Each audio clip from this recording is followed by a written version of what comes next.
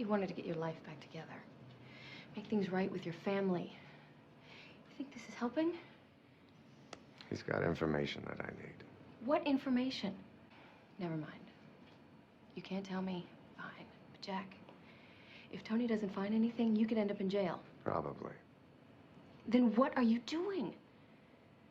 Jack. Answer me.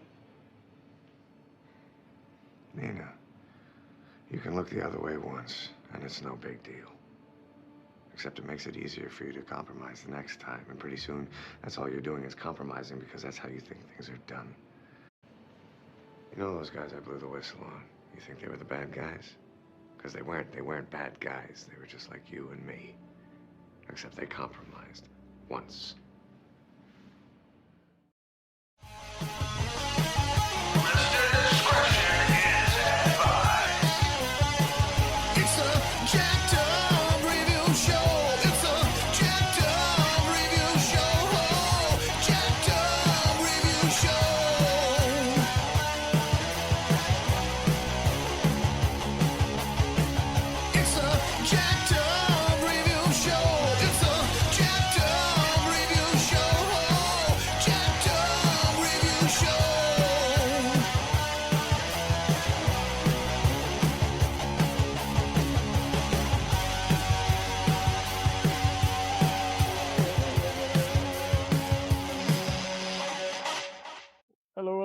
Sully's back in the studio, and with him he brought Everybody Counts co-host Mike Martini once again.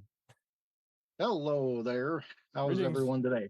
Oh, damn it, we got too many things to do. Once the damage is done, you're not going to be able to cut a deal. Give me the kill code now. Ah! Too many bombs. Well, that's a good thing with podcasts, though. It's fair. There's so much you can have to do. The quicker they'll go by, right? There you go. More to talk about. Here's the thing. Do we want to slow down, or do we want to keep speeding up? Ludicrous speed now. Ludicrous speed. No. Oh, man. We decided if we were going to revisit just any of these franchises, we might as well just, we can talk about moments and everything and all that, but we might as well at this point, since we're revisiting the Jack Bauer saga, let's talk about the various antagonists, traitors, enemy spies, and other recurring henchmen who plague the entire series run. Yeah, exactly. A lot of villains in 24. There's always layers upon layers. And various layers. So you've been a faithful fan since day one. I pretty much caught it later in the deal when it had really just swept the Emmys with the floor, swept the floor with the Emmys, and then just all these other actors were appearing in other hit shows. So I caught on it. Conan O'Brien was doing a spoof on it when he hosted an award show one time. So I couldn't escape it. It was everywhere. Nice.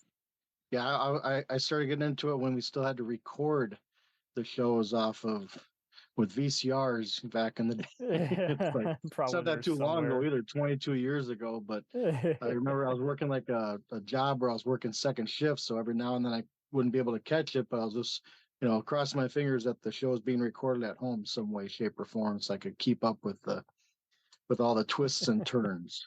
Absolutely. Now, as of course, with any spy show, spoiler. You've been warned. Spoiler. Yeah, a lot of spoilers in this podcast today. Plenty to choose from. There's no wrong or right answer, really. It seems like fans are pretty, kind of like even with Bosch and James Bond, everyone's kind of agreed upon most of the villains, and any that didn't stand out as well, it might have been just on a formulaic entry, or just people just couldn't keep it up. They just remember the face more than the name or the actor playing it. Yeah. Of course, you also had big actors at the times being brought in as villains as well. So that was always fun to see. Mm-hmm. A good idea too, to just kind of because they went for ones who had kind of been around for years. And I know at one point, like, famous A-listers wanted to be on the show. Ben Stiller and Jennifer Aniston were some of them, and the producers said no. They're like, no, he'll be too noticeable. Like, people were gonna associate the celebrity with instead of the character. Yep. Well, I think she wasn't really known at that time because it was before Castle. Wasn't Stana Katic? Yeah. In one or two episodes. I can't remember if she was a bad person or evil character or not. I forgot that. She was like a Russian spy, and it was just That's right. interesting how this guy who had been on Lost was like her courier, and Jack is really testing the waters. Like, it's just so wild how he just goes into the interrogation room, knocks out uh the guard guarding her, and then just is like, and by the way, you are gonna die in this unless you tell me something. Like, how'd you set up my girlfriend? How'd you set up this and that? I'm not playing, and it just gets even more tacked on when you're realizing, oh, he's gonna have to get on a plane. He's gonna have to find these other guys who are stealing information for a living. It's like, man.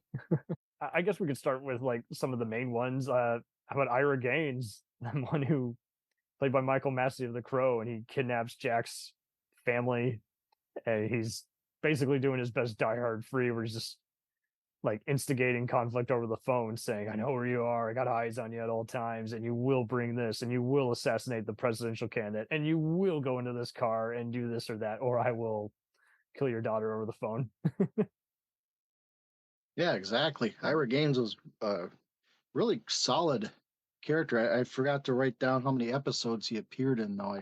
He's basically half the season. Like by episode 12, when Jack finally saves his family from that bunker, he's dead, and then you're like, oh, but that's not it. There's clearly other people at play here.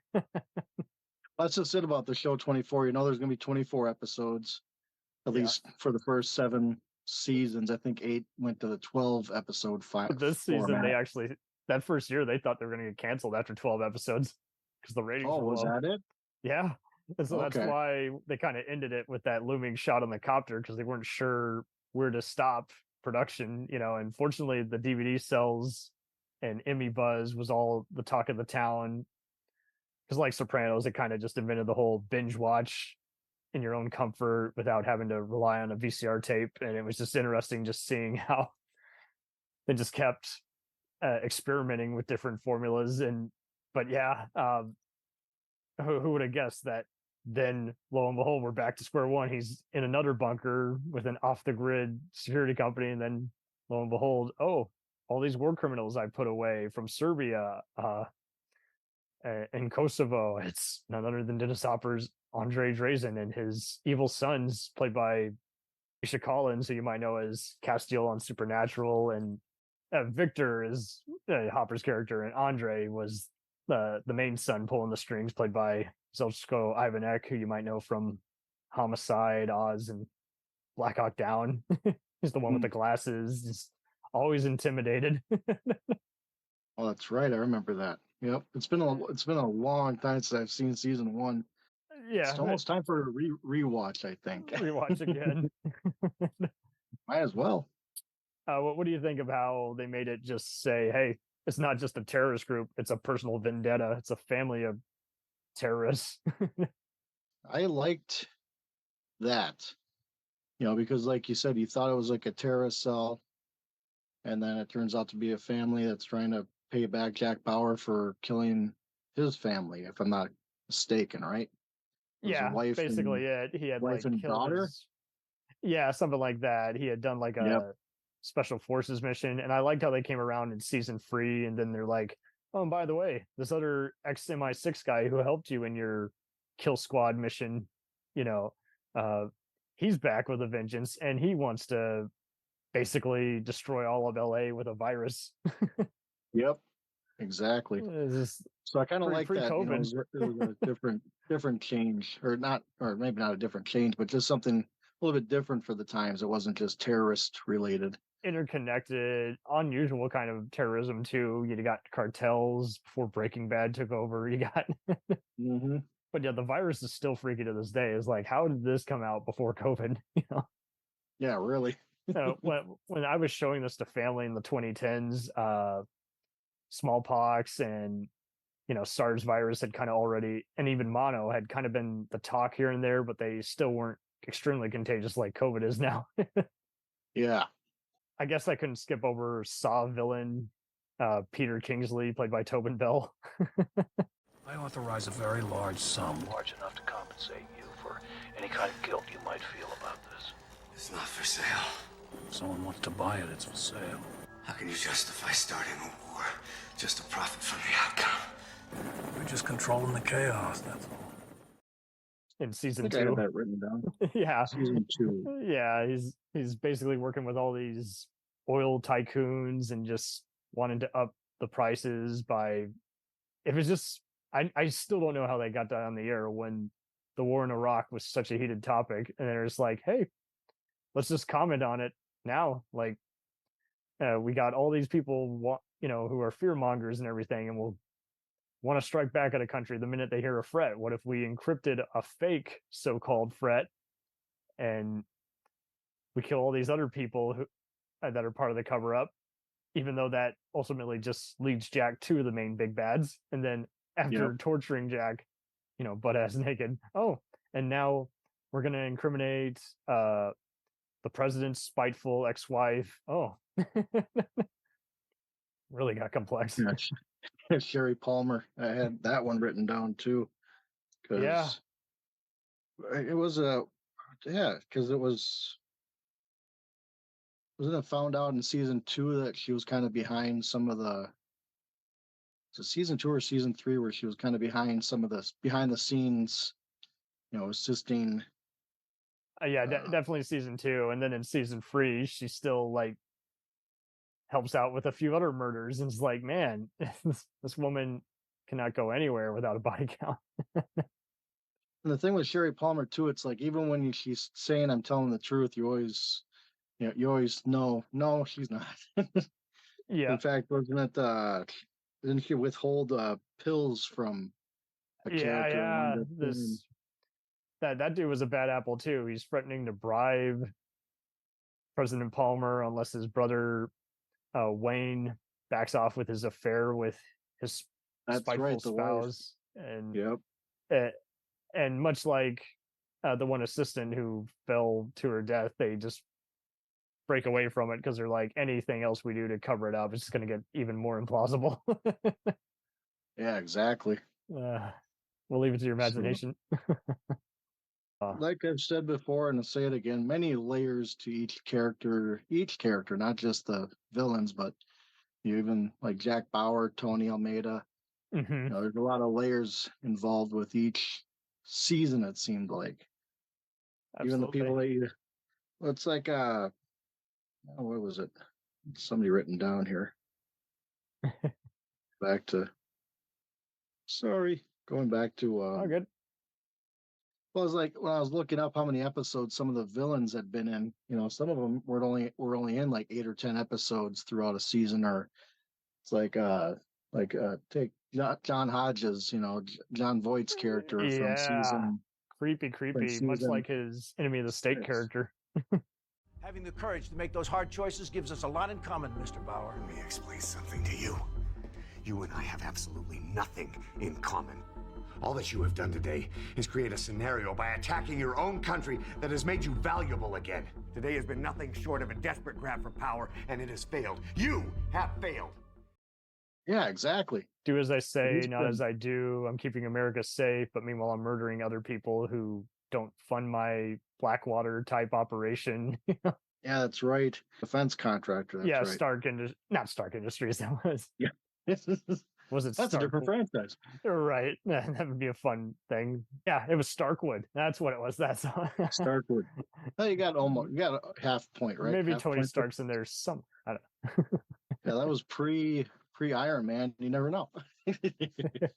Fun fact, I was actually looking at the Wicca and I totally spaced on how this one terrorist in the final season, Legacy, who was active for one episode, actually revealed on his profile that he worked at Starkwood. And I was like, whoa, I totally missed that. Usually I pay attention to all the other stuff. Like I knew so-and-so was like a cousin of Edgar and everything, but I didn't know about that. But I just thought that was interesting how a one-off character, they still played into it briefly. Exactly. But yeah, all those mercs were deadly and dangerous in season 7 because you're just like, man, so we already got all these other loose ends like Alan Wilson, Bauer's terrorist, father and brother, and ex-president, the Richard Nixon-esque, Charles Logan.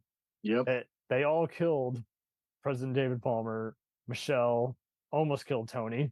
but he just had to go into protection and then help Bill with some off the grid stuff. And then to add insult to injury, they're not only like terrorizing the next few presidents, then they're involved with the Russians and getting Renee killed. So they're just like, man, when does this end?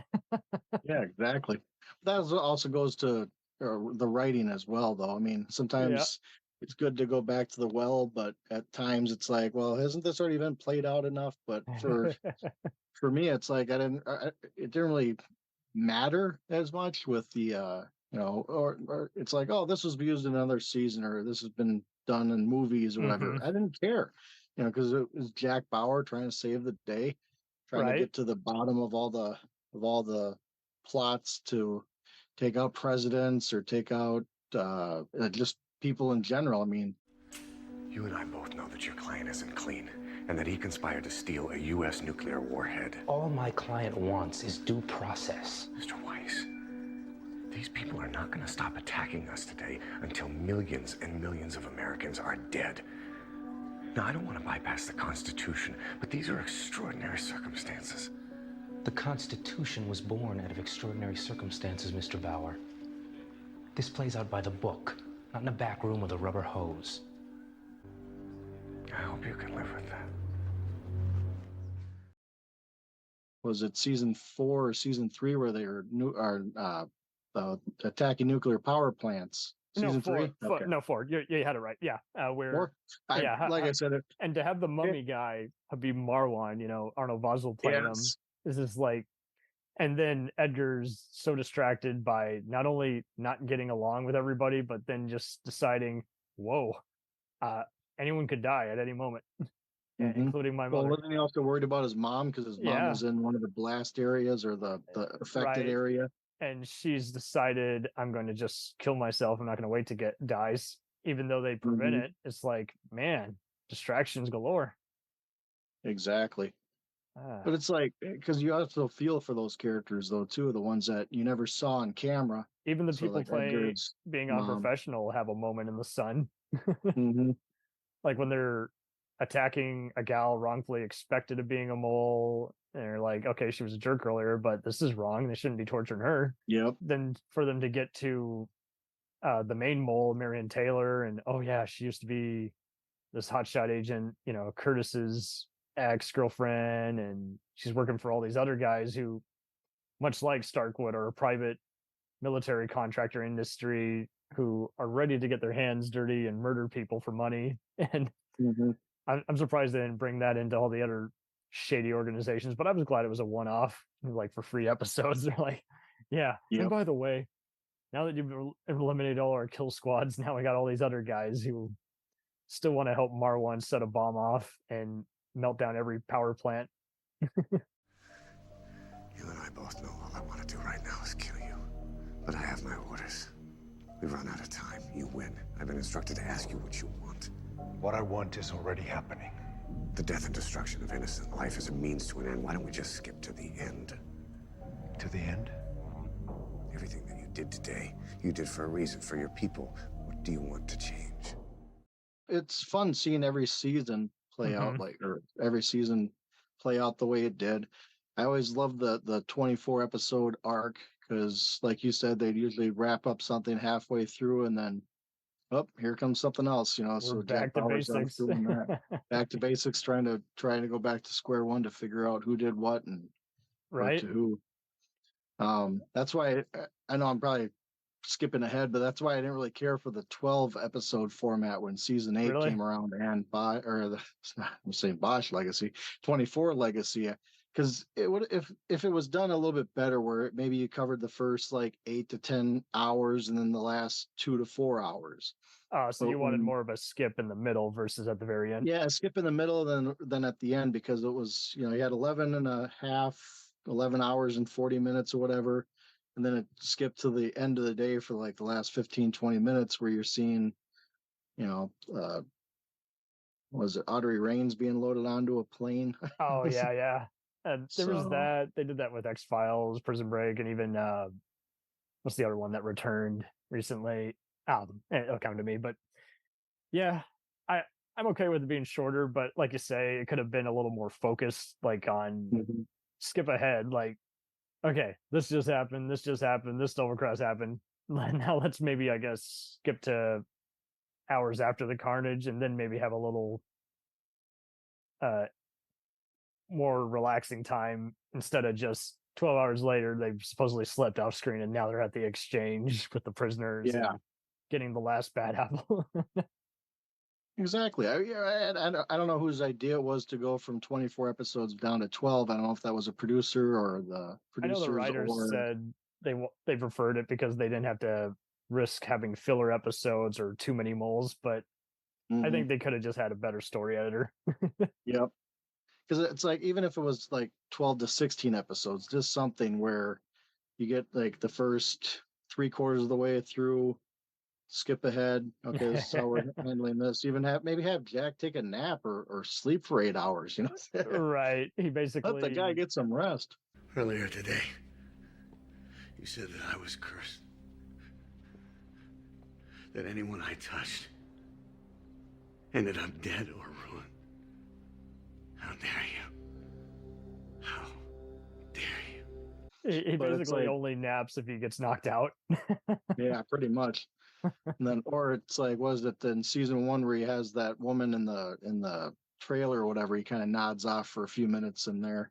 Right, when he's having to use a hostage as bait, and then then he's even briefly eating in the interrogation room. And I know the creators hated that when the filmmakers inserted that in there, and they're like, "Well, we just wanted to add a little plausibility." And you're like, "No, we don't want anyone to be reminded of restroom breaks." I'm like, "Well, we're gonna ask it anyway." Yeah, really. When do they ever go to the bathroom or eat or sleep? I mean, a little known fact: if you do sweat all day, you pretty much have gotten rid of all that toxic water that's otherwise going to be omitted from your body. But at the same time, you're like, yeah, I think someone needs to go behind a shed real fast and take a leak. Exactly. But going back to where you're talking about with moles, that was always the running plot throughout a season. You never knew who the mole was. It's like in a season. I've seen all kinds of people even love this show, like even Indian and South African people I see have really responded to the show, and in a good way, not in a I hate this show. I've seen some people still hate it, but because of certain terrorist depictions, but they seem like the type who just hate any kind of foreign entity being represented as an antagonist. It's whatever. At least they gave him a story. Well, that's why I kind of like the Charles Logan being kind of like the the marionette or puppet master basically in seasons 5 and 6, where it's like follow the money. Yep. Tell him anything. You're the president. Agent Pierce, we're in the middle of a meeting, if you don't mind. Mr. President, my name is Jack Bauer, and I'm sorry to have to confront you like this, but your chief of staff is withholding information that is vital to this nation's security.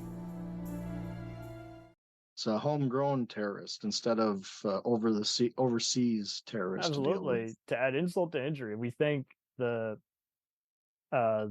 angry Chinese diplomat, Ching Zi, played by Sai Ma, who you might know from Rush Hour and the TV show Martial Law, is like, we thought, okay, he's going to constantly torture Jack. That's the worst. Oh, Chris Henderson, played by Peter Weller, RoboCop. Oh, he's much like him. And then Nina Myers being a mole is like the ultimate stab in the back, and is like to then have the president, who Jack already says, kind of like Bosch, who says, I don't do politics. Bauer's like, I don't even care who's in office. I just want them to abide by the rules. Exactly. And I love and then how, even in season 7, where you had Katie Sackhoff being the 8, yeah, mole. another mole. Episode season 8, right? Yeah, she was the only. I didn't care for the other villains in that, but I definitely liked her on that because it was just cool to see her play against type and play a different type of mole. You're like, okay, so she was basically kind of like ISIS. She's like a brainwashed, like trailer park gal. She doesn't even remember her real name anymore. She basically was a sleeper agent without even realizing it. She just was psychologically unsound and thought everyone was like out to get her. It's like, damn, that's some toxic stuff. And it was also or not really underlying storylines where she's helping an ex-boyfriend try to get a crap ton of Oh money. yeah, and you're You like, know, where it's like, what? like she's just trying to not lose her job by, you know, She's gonna resort to by murder. being outed from her past. So that's why it was kind of the first time I saw that, I'm like, oh wow, you know, I didn't see that one coming. You know, where well, there was a few where I didn't see the characters being the mole. I mean, Right. season We one just thought she was in a general. unprofessional person. We didn't think, oh, she's going to resort to murder and kill some of her coworkers investigating Exactly. her. I mean, you go back to season one with Nina Myers, you know, I didn't see that playing out either the way it did. Yeah, because they do the reverse psychology and second guessing. You're like, hey, I'm doing things off the grid, but I'm not the mole. And then, oh, who's this person? And isn't it weird how the same place where she's making her getaway is also the same room where she ends up getting killed 2 seasons later? Yeah, A exactly. very unusual villain irony. Is like she knows the whole thing from top to bottom. It's wild how in season 3 we already got the Cardilla virus that's going to infect everybody, but then she has the insult to injury to basically trick all the CTU guys into activating a computer virus. You're like, man, how many viruses can we tell? Well, that was the running theme too. 24 CTU constantly being under attack. You know. Oh man.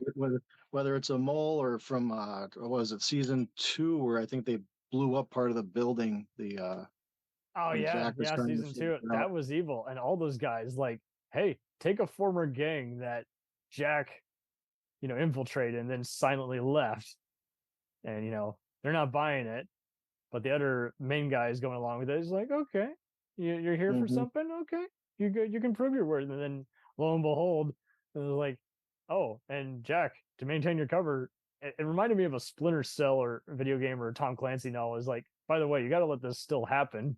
And like, yep. And it a long look on his face. He's like, no, can't let that happen. But sometimes he's just stuck in the middle of, trying to get deeper into the what is it called? The murky undercover network. Thank you, network. Yeah, getting deeper into the network to figure out what layers to figure it out. And then with Nina Myers coming in on season 3 as well too. It's like what was it? I was trying to remember something that when I was first watching those episodes where she came in, she was trying to warn, the actual bad guys that Jack's not here to help you guys. He's here to take you guys down. And they all they cared about was seeing the dollar signs and didn't trust Nina at all. We'll murder anyone as long as it takes. And then, oh, and by the way, this happened. This was an inconvenience, but we're still going to resort to just sloppy murder at this point. Mm-hmm.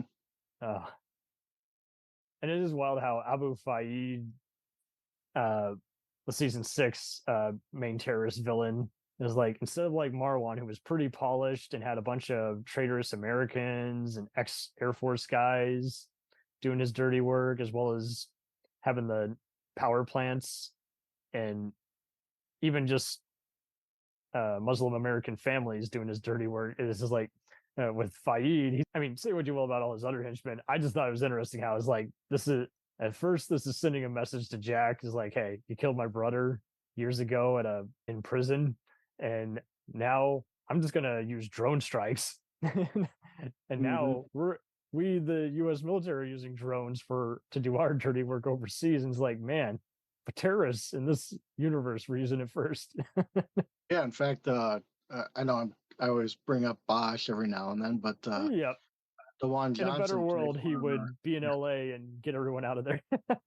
No, I was just saying that DeJuan Johnson, I think, played the drone operator. Yes, he did. Oh, in season 7, season yeah. 6. Season 7, sorry. Yeah, but that was cool too, that they were still using drones. They even use it in season 9 in London. But yeah, that is definitely where I first saw DeJuan Johnson. He had been in like a bunch of Fritos ads, and here he is. All those other guys, before you get to Alan Wilson and Hodges in season 7, are interesting too, because they're working with Dubaku and the South African warlord Juma, played by Candyman in Star Trek's Tony Todd. And it's like, Yes. But I love Tony Todd's character and the voice, the menace, and he's like, I will slit your daughter's eyes one by one. I promise you, Madam President, unless you sign a treaty. And basically makes all my war crimes legal and everything. Yep. And yeah, exactly. I think they were the only ones that infiltrated that far into the White absolutely, House. this is before Olympus has fallen. But I just found it wild how Hodges is also happy to just give him all these codes, and he doesn't care if he signs his name in the treaty too, because he's like, yeah, I want to make all my murderous corporation legal too. It's like, do you hear yourself? Yeah. Can you just take a step back, put the straitjacket on, please, if you would? And Have a seat. It almost makes you want to have. I don't watch reality TV, but I'm always quoting like cheesy stuff like "To Catch a Predator." Have a seat right here. Yeah, exactly. Oh Yeah, man, there's a lot of bad guys in 24. When you're talking about Abu Fayed, he was also responsible for kidnapping Morris O'Brien. oh man, and he's doing the drills on him just like yeah. Jack got the electrocution and being stabbed somehow, not in the spine. He's using a drill on him. You're like, holy moly! I've never seen that much gore on network TV. Yeah, I know that was a little bit not really shocking. I don't know. It was shocking, but at the same time, like it wasn't. They weren't trying to do it just for shits and giggles, but at the same time, you're like, ooh, put the kids to bed.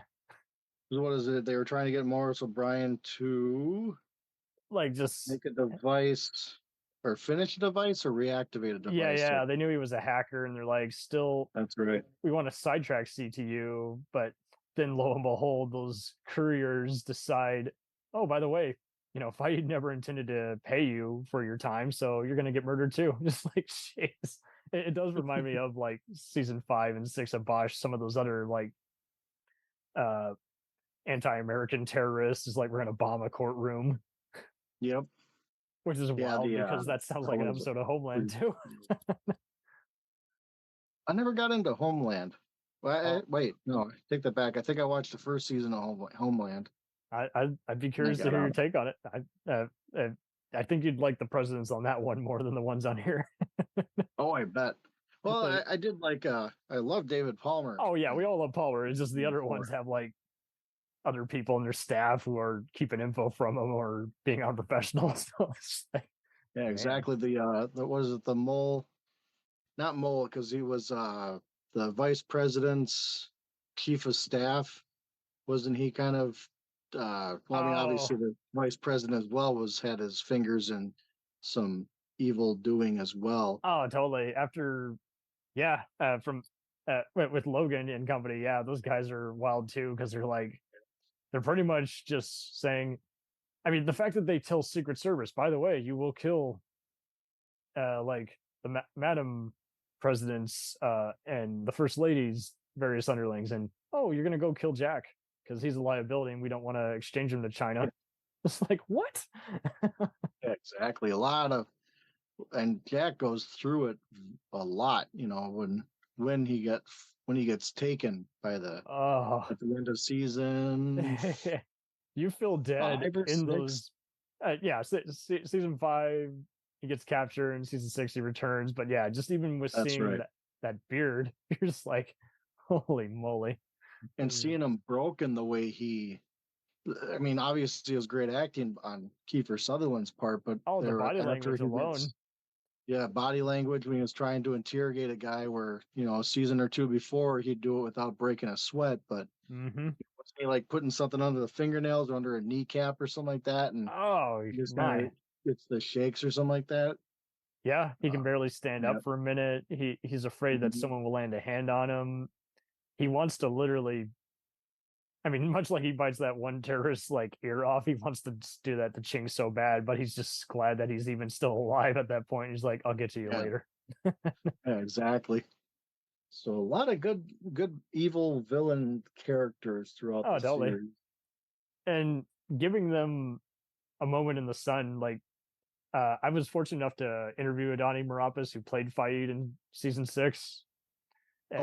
And talked how interesting it was how he plays the character so different many different ways. Is like first he plays him as kind of a warlord tyrant, then he plays him as like a revenge criminal, and then when he's trying to hide away and go into hiding, and he's getting beat up by some of those Muslim phobic barflies. I was like, it's interesting how you also, once again, we did a reverse, and you're playing this character now as the victim of war crimes or torture there too. And it's like, to go from that many places. I mean, there's even a deleted scene with Marwan in day 4 where they show him actually getting with his family before he gets the nuclear football and everything.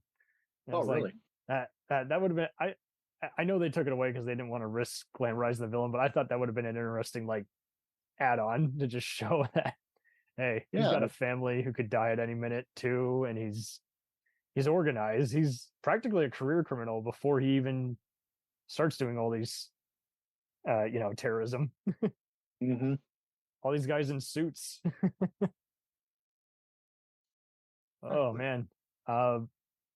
Obviously there was plenty of terrorists in the last 2 seasons, but I kind of felt like they all kind of flowed together after a while.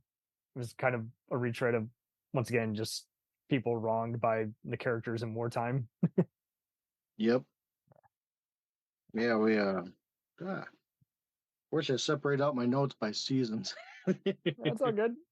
Kind of have them all kind of over the place, but going back to, I wanted to talk a little bit more with the with Graham Bauer. I didn't see that one coming. I mean, because that was between 2 seasons, seasons 5 and 6, before it's revealed that Graham was the one that was trying to have his brother killed. Oh man! Then you get into season 6, and yeah, backstabbing big time. So out of the series, I mean, there's always been my favorite villains like Nina Myers. What was the other? Charles Logan. Oh, and Assassin Mandy. We can't not mention Mandy. You poison the Mandy, president. exactly. You kind of start off the show with season 1, and then you kidnap Tusk to make Michelle give her a getaway copter in season 4, and you're like, man. Yep. And then, but going back to Graham Bauer, Philip Bauer, I didn't see that one coming. Obviously, I don't think they really talked about Bauer's family at all. Yeah, they wanted to. Seasons... They said in like a brief deleted scene or special feature how they wanted to kind of make him, I don't know, kind of be more like a Shakespearean twist where he had actually, the reason Jack had gotten away and joined the army years ago was because he was just a hard father. And it's like, you get that, but then they wanted to add some other stuff like he might have molested him or something, and they're like, that's a little too dark. Let's shy away. Let's shy away from that. Just make him be, just a shithead dad. Opposite of what Jack Bauer is. So yeah, absolutely. Just have him be a guy who just had, again, a private contractor company and wanted to just basically sell out his country for info and data. But yeah, with Graham and Philip Bauer, it's like you didn't see it coming.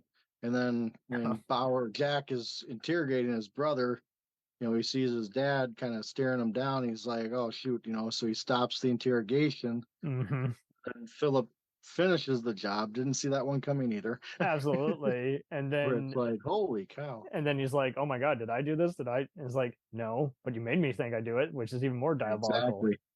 So not only does he kill his son, but he also makes his other son believe that he was responsible for killing his brother. So it's like, geez, how evil can you be, dude? Yeah, relentless and just psychotic. That's just it. They get some actors that play really good psychos. Just glad that they could even stage it with all those multi-camera setups, and the fact that almost did it. That wasn't in the script. Stephen Hopkins was just inspired by High Noon and like a bunch of other movies that had experimented with before. And I just can't help it now when I watch an older movie like, say, Airport, and I'll see a split screen. I'm like, oh, inspiration. Yeah, didn't like CSI Miami try to do stuff like that too? Yeah, that. Well, CSI as well, but X-Files. I always remember like watching CSI Miami. It's like it would have like multiple screens, but it'd all be like different angles of the person doing like a DNA test or something like that. Where it's like, yeah, that was more flashy style. I like 24 better, where it has 4 or 5 or yeah, It's 4 or different 5 screens locations as opposed popping up, to different locations, different characters. You well, got the clock ticking down. Always love that sound. well, and The they just clock knew right away that from reading the script, it would be just too repetitive if they just kept cutting back and forth between locations. ticking. It was like, let's make them feel like they're all in the same room. Yeah, exactly. So a question for you, Tony Almeida, evil character or anti-hero?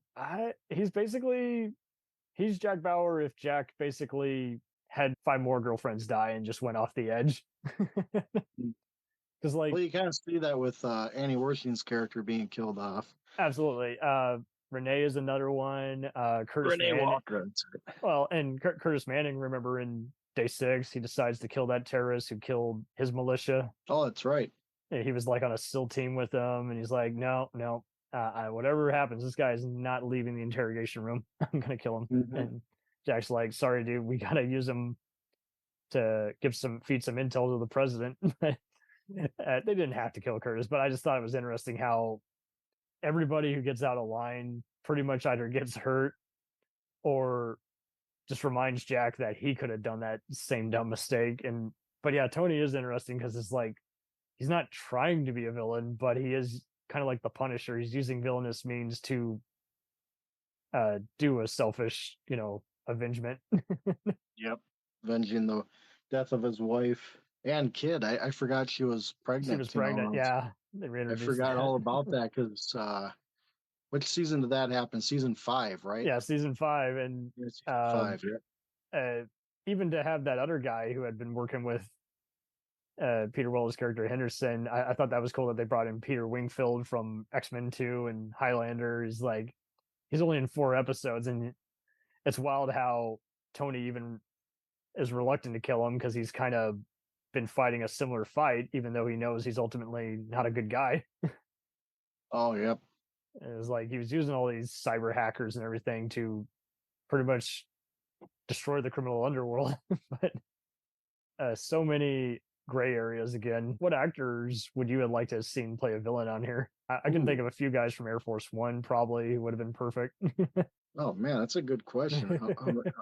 Yeah, obviously, I didn't know Titus Welliver as an actor back then when I was watching 24, but he had played some good bad guys, so it would have been fun to see him in a season or few episodes. Who else was kind of big at that point? I thought Jango Fett from Star Wars would have been fun. Tamora Morrison, he had done other crime shows and movies, but I just love it just when you get all these guys who can be chameleons and just add emphasis to the villains and all that. Yeah.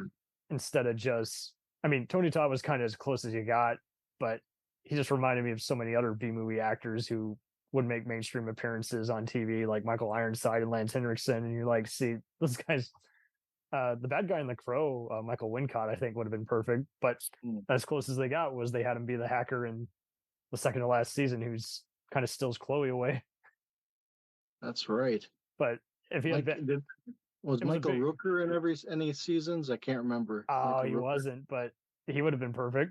Yeah, he could be a good bad guy because there's a lot of actors that can really play a bad guy character well.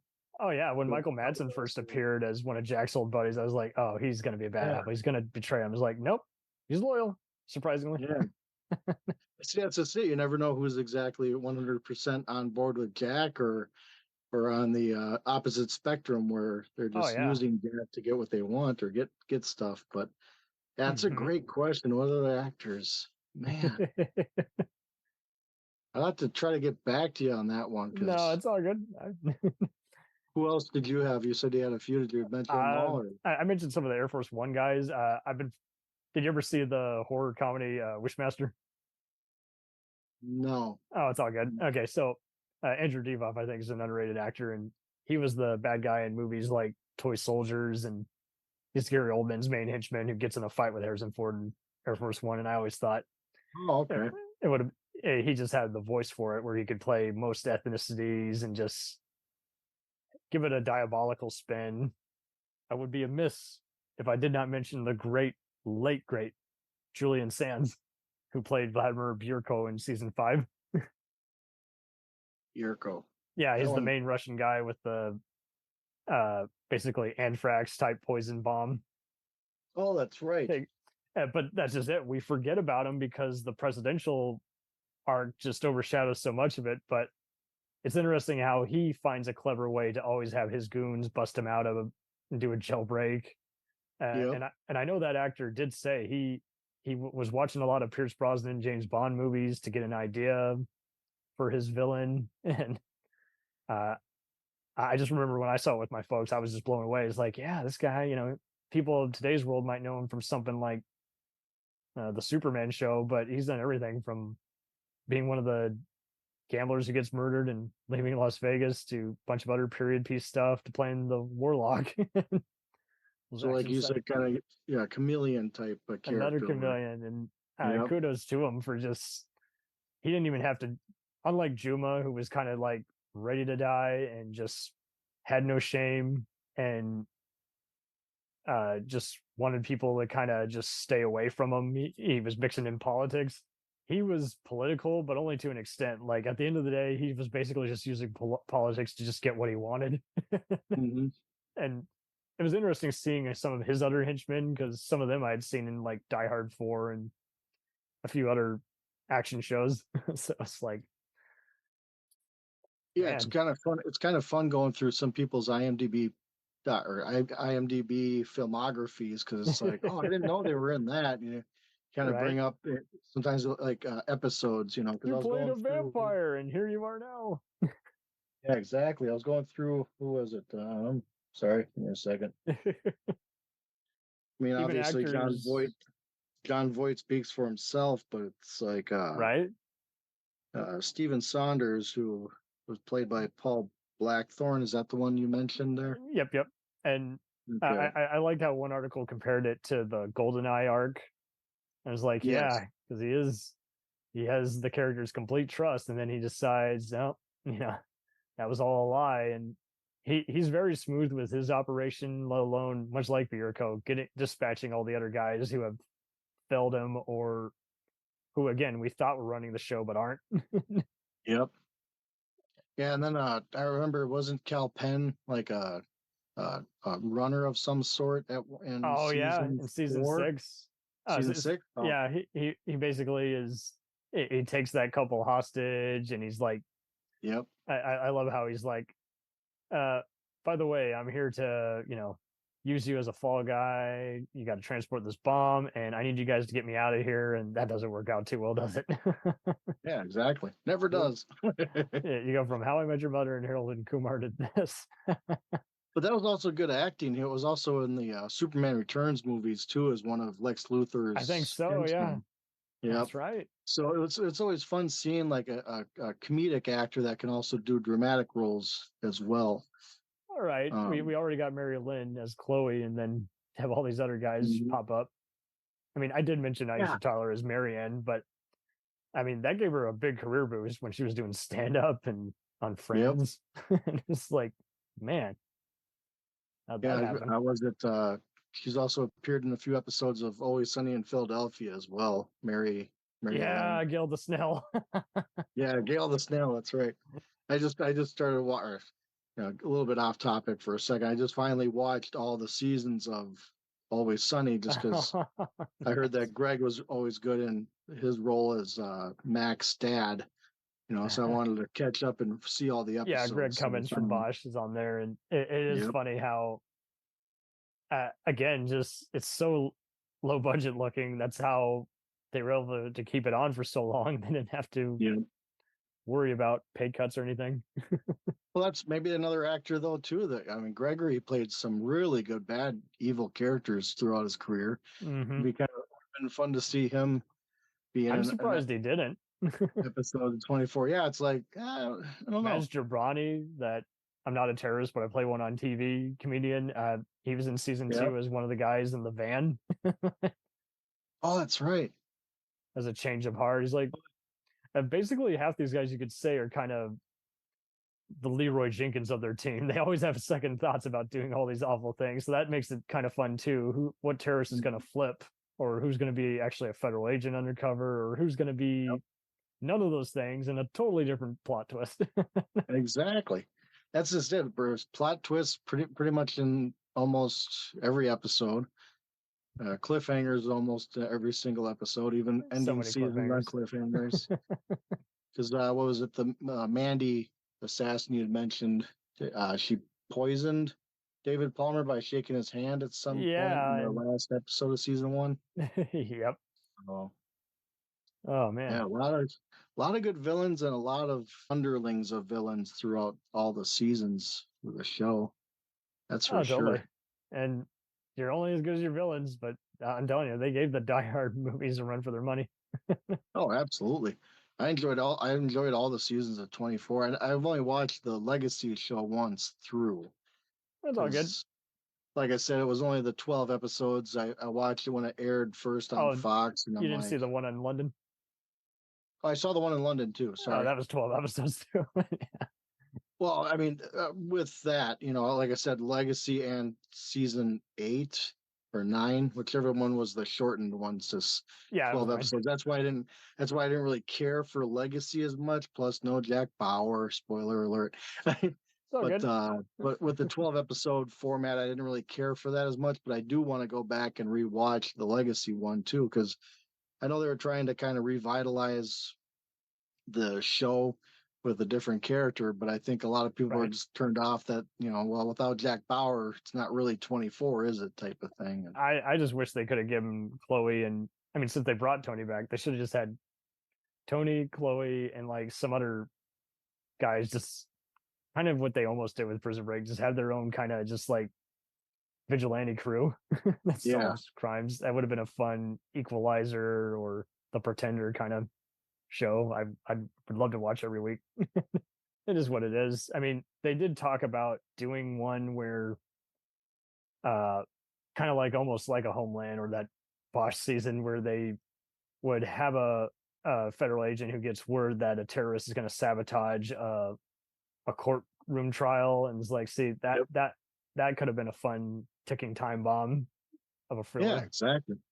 It would be fun to see something like that, but I mean, the writers are now doing that with their Accused TV show, where it's been labeled the Twilight Zone, but if you had it in a courtroom every season, I would love it if they just did that with 24 in general. Is like just maybe have it be an anthology. Is like every season there's a new group of people with a new purpose and mission. Oh, that would be kind of cool.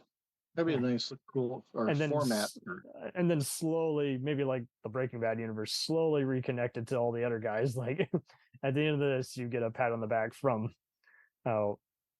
Wayne Palmer, or you get Chloe to break you out.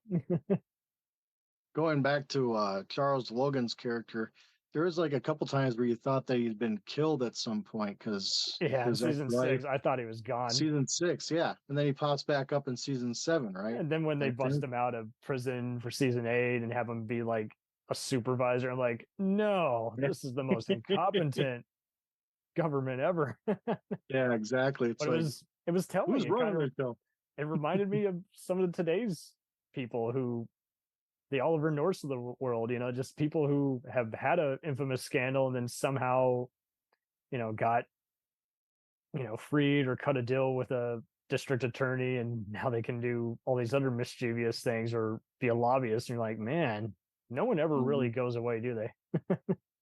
No, not really. Unless, well, it's like, that's why when Tony pops back up, and after you thought that he was killed by the drone strike, if I'm not mistaken, it's like you think that he's gone. He's not.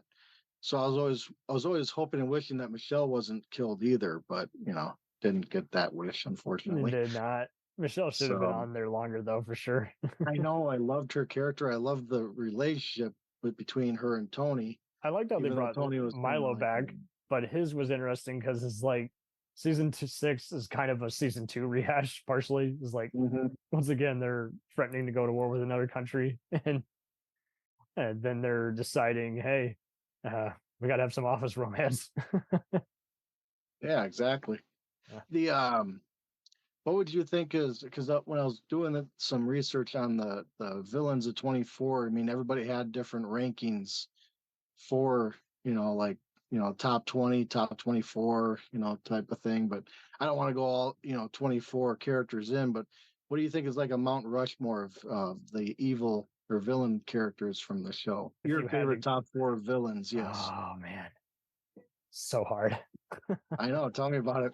I know Henderson's a big fan favorite, but yeah, I would probably have to go with Logan and General Juma, and then Bierko, and then probably Saunders, because I know everyone has fun with the Salazars in season 3 and the Drazen families, but I feel like those guys are kind of more fun in that they got resources, but they're letting emotional stakes kind of drive their various betrayals of each other.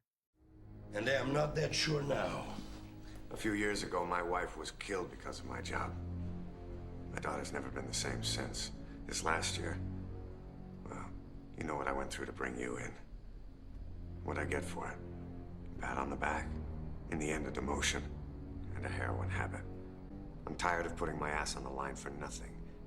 I'm done putting my ass on the line for nothing. Mm-hmm. So I just prefer the ones who is like, man, like Marwan. Okay, so maybe I take it back. So Logan, Marwan, Juma, Bierko. No. Nice. Saunders, Juma, Marwan, Logan. Okay, final answer. Yeah, because I got to applaud the guys who had their deck of cards and they pretty much could win like 50 chess games in a row.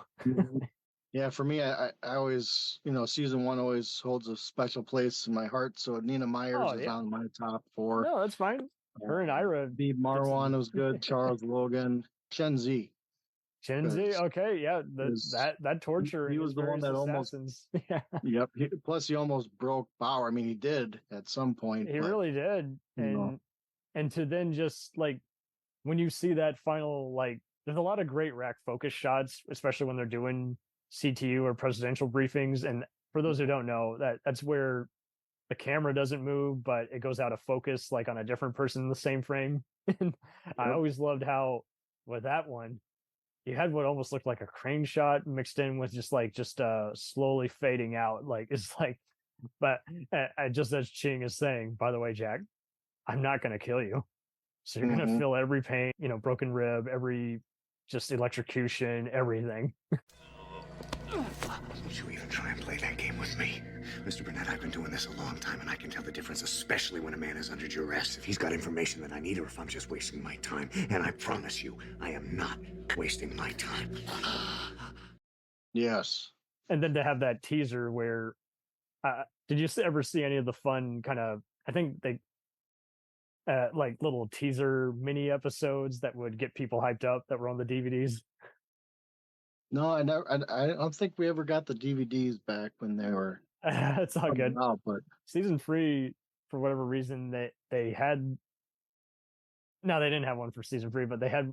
I think it was on the UK version. They had one where Jack actually uses the F word, and oh really? They shows him quitting CTU and everything while showing the various coyotes that the Mexican criminals who decide to provide the bomb that opens up season 4 on the train. Yep. And yes, season 5 they did a fun one just showing him putting Chloe into hiding while he also runs away from one of Logan's assassins on a motorcycle, and that was just a cool brief excuse for a chase scene. But season 6 was like the last one they did, and that was just empowering because they had a debrief where they show him getting interrogated at the end of season 6 by some CTU hounds. They open it up with I think it was either online and then on the DVD, but they show him actually trying to escape his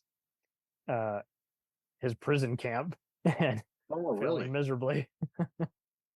Boy, that'd be fun if we'd be able to find like those videos. That'd be fun to kind of. I think you can find them on YouTube.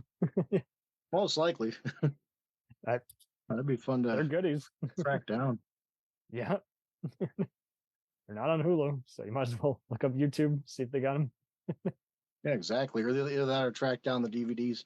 You can do that too. But you said some of them are on the UK version of the DVDs, right? I think so, but I think 24 Spoilers has them all too.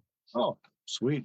Yeah, they have almost all the special features. Kudos to them, because I do like to, when I post Instagram videos, post a lot of behind the scenes videos from 24 and Prison Break because it's just so intricate, just showing all the editors pacing away, the demolition guys setting up the practical explosions, and all the various producers working on the weekends while the directors and main casts have taken off for the day to film, insert shots, B-roll with the stand-ins and stunt doubles. Oh, nice. It's just when you see something like that, it's good to remind people, is like, because I don't see that kind of discipline as much anymore. I mean, even when I've been an extra, I would be on non-union sets where I would see people want to get in the lead actor's face and they're cool with it and everything. I'm like, yeah, but you won't get that in anywhere else. You can't just walk up to the lead without being asked to leave. Yeah. Definitely. You had mentioned at one point a podcast, 20 Years of 24, right? Yes. Yep. Yes. I want to make sure to get that. Ryan T. Richardson, baby, you're doing a great job. And I'll just say that director John Cassar is pretty much the Hitchcock of TV right now. I just love how he uses suspense on all his different movies and shows. And I love how he finds a way to even still work with some of his 24 actors. Yeah, I watched Rabbit Hole with Kiefer Sutherland. That's one of his projects, right? Yeah. That's one of Cassar's projects, if I'm not mistaken. He's directing episodes of FBI now, but FBI. But yeah, no, we could totally do a special on the Night Agent and Rabbit Hole for sure. I mean, I do applaud Kiefer for, first for a while he's just being the concerned dad or the psycho or the detective, and now after 24, he pretty much opened two layers for him. Is like you can now either be a spy or off the grid federal guy like on Touch or Rabbit Hole, or you can be the president on the First Lady and Designated Survivor.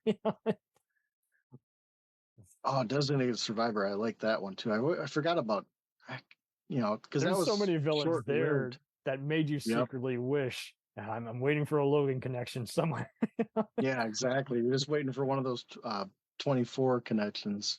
Oh, and the actor out in Kanto from The Following and X-Men was just so good as his chief of staff turned vice president. But I felt like he brought a similar gravitas that Carlos Bernard brought as Tony Almeida, where he's a strong Latino American, but he's not being exploited based on his race. And he's just a very well-spoken individual who wants to turn a new leaf in his life. And yeah, we could totally talk some great Designated Survivor moments, because man, it's just people remember those kinds of shows. Like that show, I mean, 24 kind of brought people out of the line work to just see how you can make addicting TV. But then when you get Designated Survivor to just reinvigorate how people can talk about subject matter that they can't discuss at the dinner table, is like, man, you did your job. Yeah, exactly. If I could meet Harry Bosch in life, obviously I've met Titus Welliver, but I would hire him on the spot as a private eye. Say, hey, can you track down this hate crime or this unusual kidnapping or missing person? Exactly. I trust you as opposed to Vic Mackey, who's going to steal my money and then kill a bunch of cartel guys on the show. Yeah, definitely don't want to do that. Right. Yeah, so there's a lot of characters I wouldn't mind meeting. Like the real life characters, not just the actors that portrayed them. 1,000%. Even the ones who were in like one episode as like a henchman or a sniper. Yeah, exactly. How did Jeff Kober's had a big career on Sons of Anarchy and Walking Dead, but to me, he will always be that asshole who killed David Palmer. Yep. Who's like, and now that I've confessed this, you will take me to the hospital, right, Jack? And Jack's like, I lied. He goes all Charles Bronson, I lied. Oh, of course. No funeral for you. He killed his one of his best friends. It would have been one thing had you just been a bad person who kills people for money like Mandy, but you killed the president. Probably the best president in the world. Yep. See, that's just it. It's like when the show was first on, it's like you were rooting for David Palmer, you were rooting for Jack Bauer. You so were. Yeah. Even when they were wrong, is like, what do you do when? The Power TV shows and even some of these other shows are just reminding everyone where do you draw the line when the people you serve are hypocrites or in it for their own careers, and when the villains, they're not right, but they're basically going to be let off after just murdering thousands of people? Is like, we're not even trying to. I mean, I've even seen both sides of the political equation who don't even care for the show. Like, I would see conservative guys who didn't find it fun, even though they agree with politics. I'd see liberal guys who just found it formulaic. But the people it does speak to, I think, just are reminded of how it's just, there's some stuff that there really is no answer for. There's, and you have to just kind of keep just thinking about it, processing it, instead of just leaving it to the viewer to decide. Yeah, exactly. Yeah.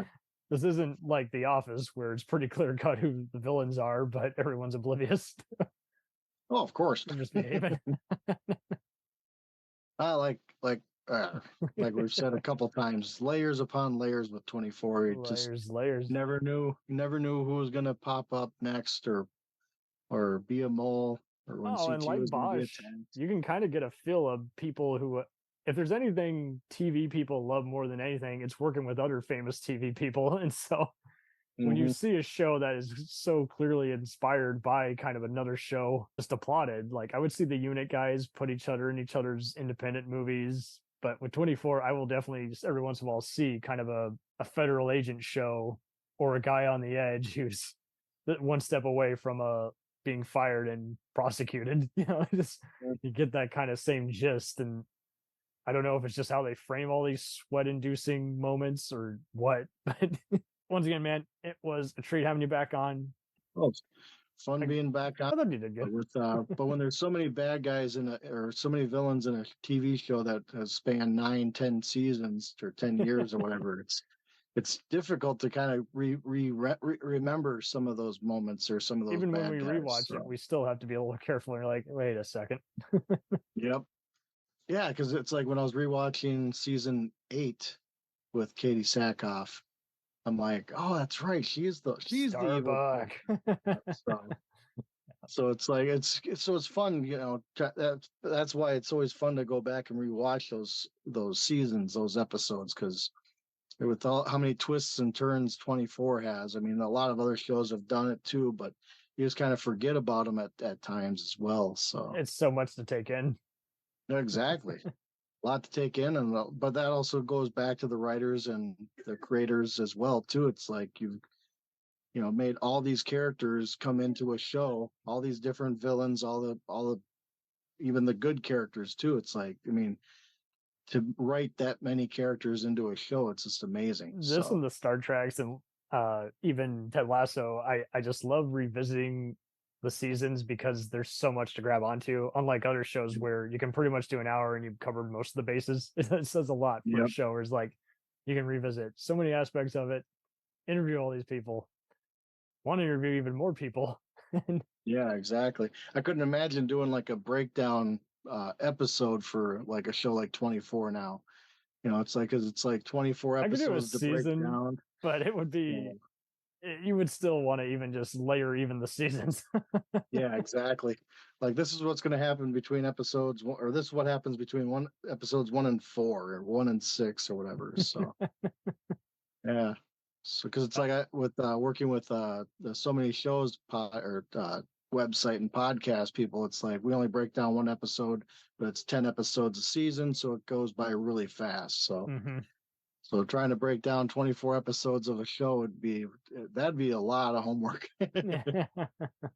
With as many plot twists as what some shows have, it's pretty fun. It would be fun to dive into something like that though too, but oh, totally, a lot of homework. But I appreciate you having me on again. Anytime. Always good talking to you, and hopefully we can talk more 24 down the road. Oh yeah, and we'll get plenty of others on here too. We'll keep doing polls. Is like, what instead of just Patreon sounds like a good idea until you see people kind of funning around with it. It's like, hey, we want to give you a deliberately bad movie we know you won't like. It's like, no, let's just do a blind pick on movies and shows like someone wants to talk about, but doesn't get discussed enough. Yeah, exactly. Well, keep binging the streaming networks. Plenty of fun stuff this year on Apple and Hulu, and Screenbox is taking off too. And I applaud all these guys. A lot of shows to watch. Yeah, and no shortage. No, never is. Well, maybe there will be a shortage coming up here soon with the writer's strike going on, but hopefully it doesn't slow things down too much. You know, year down the road. Hopefully by Thanksgiving, man. Hopefully, fingers crossed, because with favorite shows that are out there, you always hope that the actors get back to work and getting back to making more content for fans and everything. Something. Thank you ever so much, man. This was just it never gets old. No, definitely. Like I said, I'm due for another 24 rewatch because I gotta take some notes for certain things. So, I appreciate you having me on again. Thank you. Anytime. And good luck to the next one, right? See you on the next one. Well, we will keep boogieing. We'll return after these messages.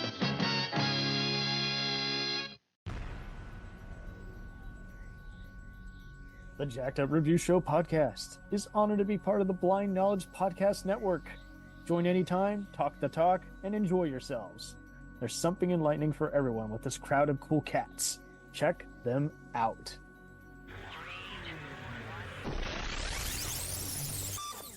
Hey, it's Brent Pope, the host of Breakfast with Brent Pope. You've seen me on some of your favorite TV shows saying things like, "Give it up, Jimmy. You got to sink this putt to win." On Breakfast with Brent Pope, I sit down with guests from the entertainment world, and we do it all over breakfast. Or should I say Brentfast?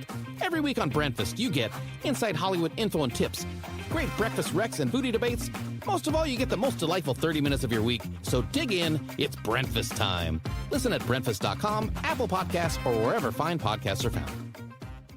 Do you ever find yourself thinking about who would win in a fight between Goku and Superman?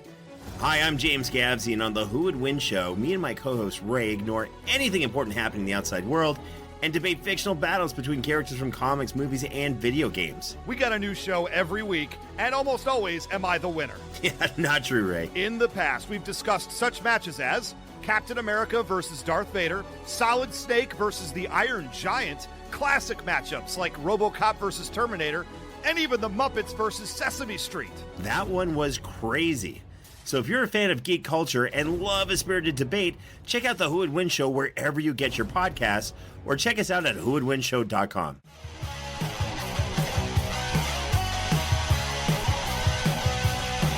Follow us on the web on Facebook, Twitter, and Instagram. The podcast is available on Podbean, Spotify, iHeartRadio, Anchor, Apple, and anywhere else podcasts are available.